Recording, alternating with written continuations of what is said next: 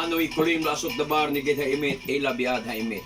Kaya wala kita mahimo batok sa mga pulong sa kamaturan kundili sa pagdapig sa kamaturan. Shabbat Shalom kanatong tanan. Shabbat Shalom sa tanang mga Israelita nga napatlaag sa tibuok Pilipinas. Okay, mga igsoon, hinapudta sa pagpaambit og mubo nga mensahe alang niini nga Shabbat. So, sa aning pagsulod sa tuig 2020, daghantag na dungog ng mga prediction gikan sa mga manghuhula o sa mga pongsoy expert mga igsoon na ining tuig 2020 na matod pa nila lucky daw ang tuig 2020. So diha nimo ma-probe nga puro mga bakakon kining mga manghuhula o kining mga pongsoy expert kay wa gi usa nila nga nakatagna nga niing tuig 2020 sugaton ta aning gitawag og COVID-19.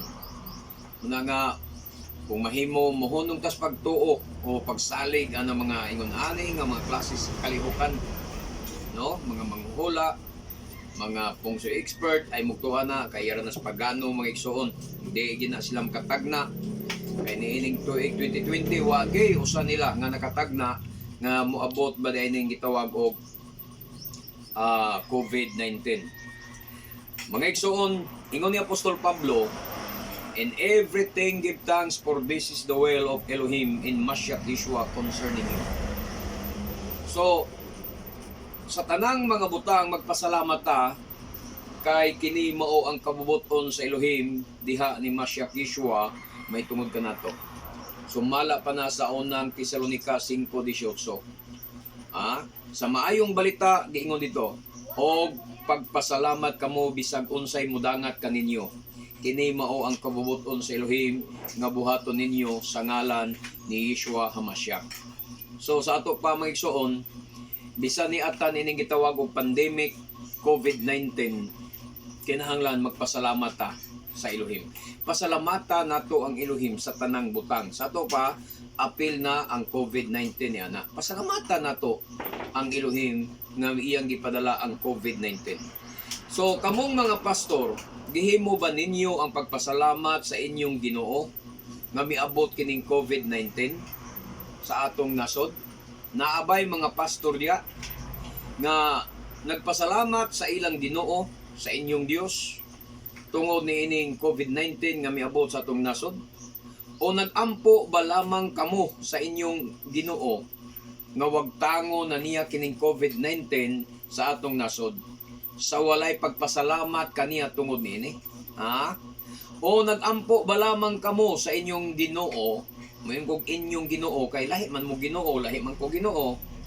Matud pa gani ni Digong nga ang inyong Ginoo stupid. Samtang ang among Ginoo tinuod nga Elohim, tinuod nga Dunay. So, nagampo ba lamang kamo sa inyong Ginoo nga wagtango na niya kining kini tungod kay wala na mo makapangobra sa ikapulo sa inyong mga membro? Mao ba na inyong gipakabanaan? Nagampo mo nga mawala ang COVID-19 kay wala mo makapangobra ikapulo sa inyong mga membro?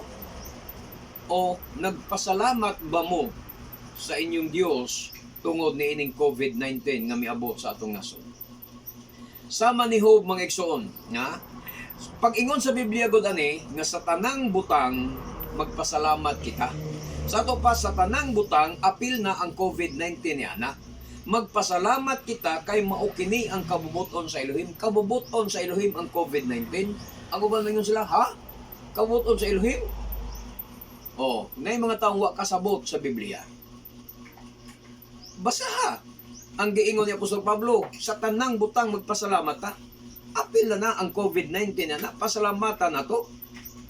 Kay mao kana ang kabubuton sa Elohim. Sama ni Job mga igsoon nga nagpasalamat sa Elohim bisan sa mga daotang nahitabo sa iyang kinabuhi. Bisan sa mga daotang nahitabo kaniya o sa iyang pamilya.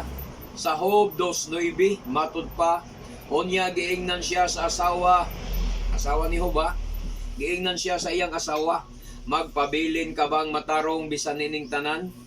Balikasa ang imong Elohim ug kamatay, mo ni gisulti sa asawa ni Job. Apan giingnan ni Job ang iyang asawa, ang imong sinultihan sama sa sinultihan sa babaeng buang-buang. Mudawat ba lamang kita gikan sa Elohim og maayong mga butang og dili mudawat sa mga kadaot? Bisan pa niining tanan nga giantos ni Job, wala siya makapasipala sa Elohim. So ingon na ang atong buhaton mo igsoon. Bisag unsay modangat nato, bisan midangat nato ang COVID-19 karong panahon na atong pasalamatan ng Elohim. Minta sa unsa mang paagi nga pasalamatan nato ang Elohim. Tugid mo may giingon ni Apostol Pablo sa tanang mga butang. So apil na ang COVID-19 ana. Magpasalamat kamo kay mao kini ang kabubuton sa Elohim. Busa ako nagpasalamat ko sa Adonai Elohim. Busa salamat sa Adonai Elohim nga iyang gipadala ang COVID-19. Kay pinaagi sa COVID-19 na ilhan nato ang mga piki nga mga magtotoo o ang Adonai tinuod nga pagtuo o gugma sa pag-alagad. Nanuman, kadtong nagpadayon sa ilang pagsimba bisan diha ra sa mga panimalay nila tungod sa isikyo o tungod aning lockdown, maotoy tinuod mga igsoon. Maoto sila ang Adonai tinuod nga pagtuo o gugma sa pagpangalagad. Apan kadtong wala na magpakabana sa pagsimba diha sa ilang mga panimalay, kay nagpaabot pa nga mobalik ang panagkatigom diha sa mga simbahan o nag-agadra sa ilang mga pastor, mao kadto ang mga piki nga mga magtotoo. Ang mga piki, mga igsoon nga mga magtotoo, dasig lang kung daghan. Ganado mo simba kay daghan man, o kuyog-kuyog lang sa mga barkada, kuyog-kuyog lang sa mga barkada, o dasig lang kay naay gwapa o gwapo diha sa simbahan nga iyang naibgan, mao nay mga piki nga mga magtotoo, o dasig lang kay giulog-ulogan sa pastor sa iyang wali.